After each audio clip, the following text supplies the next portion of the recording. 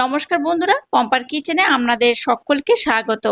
আজ আমি অল্প একটু গমের আটা আর সামান্য একটু তেল ব্যবহার করে অপূর্ব স্বাদের একটা হেলদি জলখাবারের রেসিপি আপনাদের সাথে শেয়ার করব। এই হেলদি জলখাবারটা বাচ্চাদের স্কুল টিফিন বলুন বা বাড়িতে যখনই মন করবে ঝটপট বানিয়ে নিতে পারেন। বাচ্চাদেরকে এইভাবে একবার যদি বানিয়ে দেন, দেখবেন বাচ্চারা ভীষণ খুশি হয়ে খাবে আর একবার খেলে বারবার বানাতেও বলবে। তাহলে চলুন দেরি না করে আজকের এই অপূর্ব স্বাদের হেলদি জলখাবারের রেসিপিটা দেখে নেওয়া যাক। আজকে যে জলখাবারটা বানাবো তার জন্য দেখুন গমের আটা নিয়ে নিয়েছি। এই কাপটার মাপ করে 2 কাপ। এই 1 কাপ দিয়ে দিলাম, আবারও 1 কাপ গমের আটা দিয়ে দিলাম। এর মধ্যে সামান্য লবণ অ্যাড করলাম। দেখুন এবার আমি লবণ আর গমের আটাটাকে একটু ভালোভাবে নাড়াচাড়া করে মেখে নেব। আমি এখানে গমের আটা ব্যবহার করছি, আপনারা চাইলে কিন্তু আটার পরিবর্তে এখানে ময়দাও ব্যবহার করতে পারেন। তবে বাচ্চা থেকে বড় সবার কথা যদি চিন্তা করেন, তাতে করে বলবো ময়দা না দিয়ে আটা দিয়ে বানিয়ে নেবেন, তাতে করে কিন্তু জলখাবারটা বেশি ভালো হবে। আর ময়দা দিয়ে বানালে একটু জলখাবারের টেস্ট একটু বেশি হয়, তো আপনারা চাইলে কিন্তু ময়দা দিয়েও বানাতে পারেন। তো এখানে আমি আটা ব্যবহার করেছি। আর একটা কথা, আপনারা চাইলে আটা ময়দা দুটো একসাথে ব্যবহার করেও কিন্তু এই জলখাবারটা বানিয়ে নিতে পারেন। এবার দেখুন এখানে আমি গরম জল নিয়েছি, আর গরম জলটা কতটা দেখে বুঝতেই পারছেন, বেশ একটু গরম জল এখানে আমি ব্যবহার করব। জলের পরিমাণটা একেবারে খুব বেশি দেব না, অল্প অল্প দিয়ে এটাকে মেখে নিতে হবে। আর যেহেতু খুব গরম জল এখানে আমি ব্যবহার করছি, যে জলটা ফুটছিল সেই ফুটন্ত জল কিন্তু এখানে আমি ব্যবহার করছি। ফুটন্ত গরম জলের মধ্যে কিন্তু এই আটাটাকে দিয়ে খুব সুন্দর করে মাখতে হবে। একেবারে খুব বেশি না জল দিয়ে, অল্প অল্প জল দিয়ে এটাকে মেখে নিতে হবে। এইভাবে একটা চামচের মাধ্যমে একটু নাড়াচাড়া করতে করতে দেখবেন মিশ্রণটা কিন্তু একটু ঠান্ডা হয়ে যাবে। তারপর এটাকে কিন্তু হাত দিয়ে খুব সুন্দর করে মেখে নিতে হবে।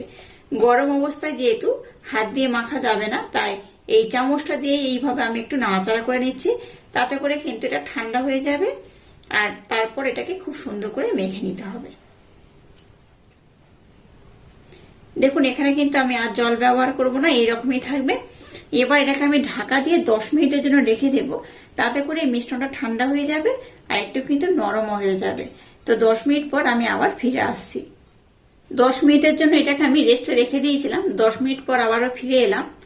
এবার আমি মিশ্রণটাকে খুব সুন্দর করে কিন্তু মোলায়েম সফট করে মেখে নেব।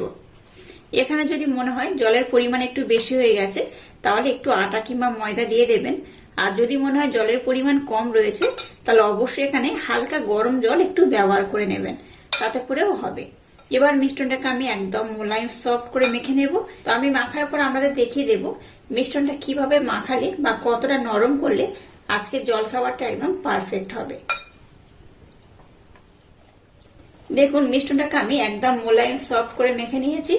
এই দেখুন কতটা নরম, কতটা মোলায়েম, কতটা সফট হয়েছে দেখে বুঝতেই পারছেন। এইরকম কিন্তু একদম নরম মোলায়েম সফট করে মেখে নিতে হবে। এবার আমি মিশ্রণটাকে 10 মিনিটের জন্য রেস্টে রেখে দেব। অবশ্যই খোলা বাতাসের মধ্যে রাখবেন না, ঢাকা দিয়ে রাখবেন। ততক্ষণে আরো কিছু কাজ করতে হবে, তো সেগুলো আমি কমপ্লিট করব। আর ততক্ষণ এটাকে আমি একটু রেস্টে রেখে দেব। এবার দেখুন এখানে নিয়ে নিয়েছি কিছুটা পনির। আর পনিরটাকে দেখে বুঝতেই পারছেন একদম ছোট ছোট টুকরো করে কেটে নিয়েছি। এই দেখুন, গ্রেট করতেও পারেন আপনারা। আমরা যদি মনে করেন গ্রেট করে নেবেন তাতেও হবে, আর যদি গ্রেট না করতে চান এইভাবে নেবেন। তবে এইভাবে কেটে নিলে আজকে যে জলখাবারটা বানাবো পারফেক্ট হবে। এবার এখানে বেশ কিছু উপকরণ আমি অ্যাড করব। দিয়ে দেবো একদম সামান্য হলুদ গুঁড়ো, একদম অল্প করে দিলাম। আর জিরে আর ধনে গুঁড়ো একসাথে আছে, তো এখানে অল্প করে একটু দিয়ে দিলাম। অল্প একটু দিয়ে দেবো চাট মশলা,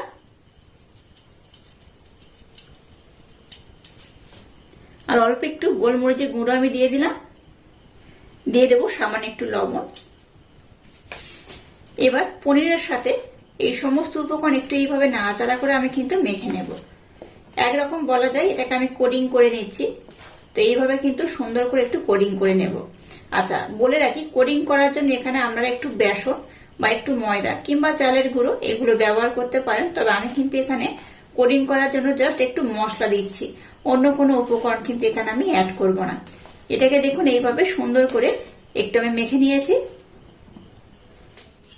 এবার দেখুন গ্যাসটা জেলে দিয়ে একটা কড়া বসিয়ে দিয়েছি। এখানে অল্প করে দিয়ে দেবো সরিষার তেল।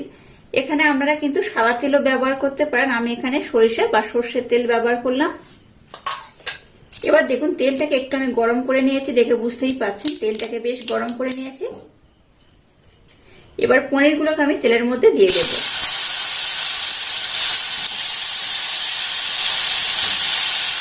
গ্যাসের ফ্লেমটাকে লো রেখে এবার পনিরগুলোকে একটু হালকা লাল লাল করে ভেজে নেব।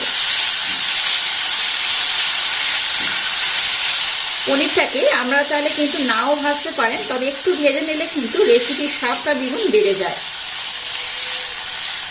পনিরটা ততক্ষণ ভাজা হতে থাকুক, পরে আমি আপনাদের দেখিয়ে দেবো পনিরটা কেমন করে ভেজেছি বা কেমন করে ভাজলে আজকে জলখাবারের স্বাদটা দ্বিগুণ বেড়ে যাবে। তো এটাকে ভাজতে বসিয়ে দিলাম। এবার আমি নেক্সট স্টেপ চলুন আমাদের সাথে শেয়ার করব, বা যে স্টেপটা এবার বানাবো সেটা এবার বানানো শুরু করা যায়, আর এটা ততক্ষণ হতে থাকুক। এবার দেখুন যে মিশ্রণটাকে আমি খুব সুন্দর করে মেখে ঢাকা দিয়ে রেখে দিয়েছিলাম, সেটাকে আমি আর একবার খুব সুন্দর করে একটু মোলায়েম সফট করে মেখে নেব। মিশ্রণটাকে আমি কিন্তু খুব সুন্দর মোলায়েম সফট করে মেখে নিয়েছি। এবার এখান থেকে আমি লেচি কেটে নেব। লেচিগুলোকে খুব বড় যেমন কাটবো না, আবার খুব ছোটও কাটবো না, একটু মিডিয়াম করে কেটে নেব।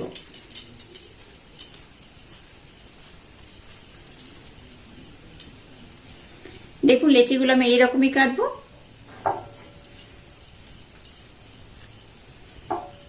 লেচিগুলোকে এইভাবে আমি কেটে নিয়েছি। এবার একটু গোল করে নেব। এবার একটু গমের আটা এইভাবে দিয়ে দিলাম।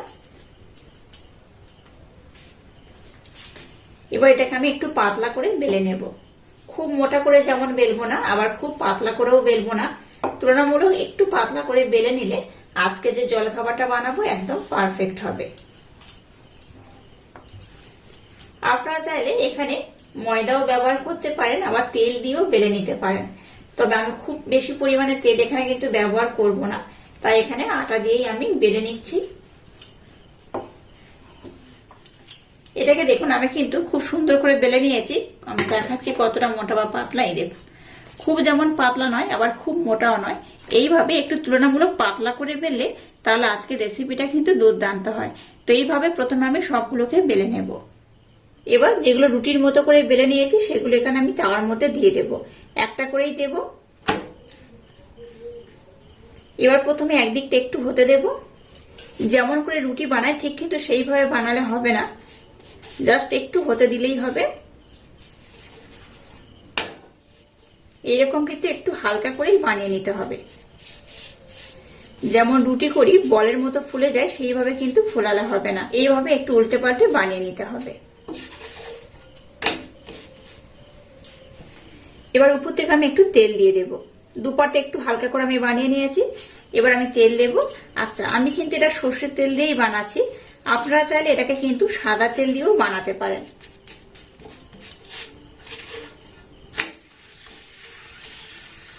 অপর দিকে অল্প একটু আমি দিয়ে দেব।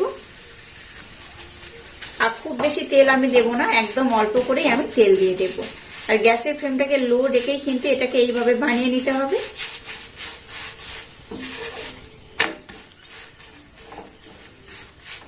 এইভাবে একটা প্যাচুলা দিয়ে কিন্তু একটু চেপে চেপে এটাকে খুব সুন্দর করে বানিয়ে নিতে হবে। আবারও বলছি যেমন করে আমরা রুটি বানাই ঠিক সেইভাবে কিন্তু বানালে হবে না। এটাকে দেখুন খুব সুন্দর করে বানিয়ে নিয়েছে, আর দেখেই বুঝতে পারছেন কতটা নরম হয়েছে, কতটা তুলতুলে হয়েছে। এবার এটাকে আমি উঠিয়ে নেব। একইভাবে আবার একটা আমি দিয়ে দেব। আবারও দেখুন একদিকটা একটু হয়ে গেলে উল্টে দিতে হবে।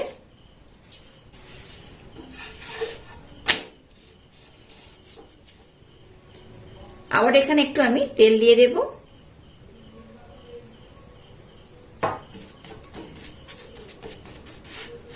আবার বলছি আপনারা এখানে কিন্তু চাইলে সাদা তেলও ব্যবহার করতে পারেন, তো আমি এটা সর্ষের তেল দিয়েই বানাচ্ছি।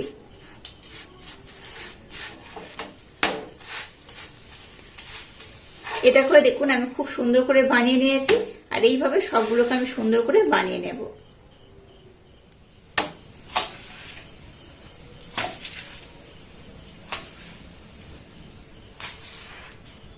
দেখুন আমি কিন্তু বেশ কিছু বানিয়ে নিয়েছি, আবার আমি পরে বানিয়ে নেব। তো এটা আমি একদম শেষে বানালাম, তো গরম রয়েছে, তো ঠান্ডা দেখে একটা নিয়ে নেব, বাকিগুলোকে আমি উঠিয়ে রাখবো। আর আর কতটা নরম কতটা তুলতুলে হয়েছে দেখে বুঝতেই পারছেন। এটা কিন্তু খুবই নরম খুবই তুলতুলে হয়েছে। চলুন এবার এটাকে আমি বানিয়ে নেব। কিভাবে বানাবো, বাচ্চাদের স্কুল টিফিন থেকে বড়দের বাড়িতেও কিন্তু এইভাবে বানিয়ে দিতে পারেন। এবার বাকিগুলোকে আমি উঠিয়ে নেবো, একটা রেখে দেবো। এবার দেখুন কিছু শসা, পেঁয়াজ আর নিয়েছি এখানে কাঁচা লঙ্কা। খুব বেশি উপকরণ নয়, সামান্য এই 2-3টে উপকরণ হলেই হয়ে যাবে। এটাকে আমি নিয়ে নিয়েছি। এবার দেখুন মিডল পোর্শন এইভাবে আমি দিয়ে দেব।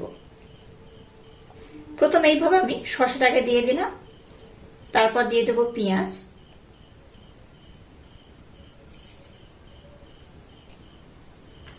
দিয়ে দেবো কিছুটা কাঁচা লঙ্কা, লঙ্কাটা যে যেমন খাবেন সেইভাবে দিয়ে দেবেন। এবার দেখুন যে পনিরটাকে ভেজেছিলাম, এবার আমি পনিরটাকে দিয়ে দেব। পনিরটা খুব বেশি দেওয়ার দরকার নেই, তো আপনারা মনে করলে একটু কম বেশি করে কিন্তু দিতে পারেন। এইভাবে পনিরটাকে আমি দিয়ে দেব। এবার দেখুন একটা পাত্রে আমি টমেটো সস নিয়ে নিয়েছি, সসটাকে এইভাবে উপর থেকে আমি দিয়ে দেব। দেখে বুঝতে পারছেন এটা আপনারা কিন্তু বলতে পারেন পনির রোল আমি বানিয়েছি। একদম সহজ পদ্ধতিতে বানিয়েছি, আশা করছি আপনাদের ভীষণ ভালো লাগবে। আর সসের পরিমাণটা কিন্তু আপনারা একটু কম বেশি করে দিতে পারেন, যার যেমন পছন্দ সেইভাবে সসটাকে দিয়ে দেবেন। সামান্য একটু গোলমরিচ দিয়ে দিলাম, দিয়ে দেবো একদম অল্প পরিমাণে বিট লবণ, আর দিয়ে দেবো অল্প একটু চাট মশলা।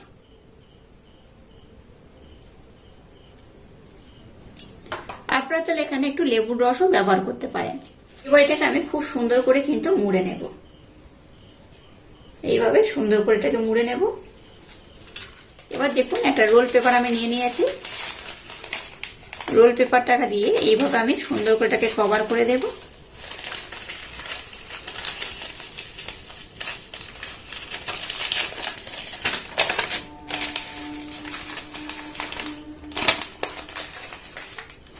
পিছনের পোর্শনটাকে এইভাবে এটাকে আমি মুড়ে দেব।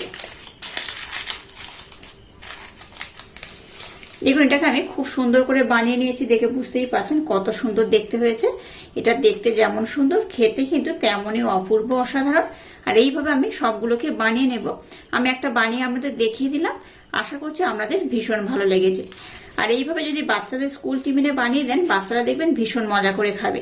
আর আজকের এই অপূর্ব স্বাদের রেসিপিটা যদি আপনাদের ভালো লাগে, তাহলে চ্যানেলটাকে লাইক শেয়ার কমেন্ট এবং সাবস্ক্রাইব করবেন, আর পাশে থাকা বেল আইকনটা প্রেস করে দেবেন। তাহলে টাটা, আবার দেখা হচ্ছে নতুন কোনো রেসিপি নিয়ে।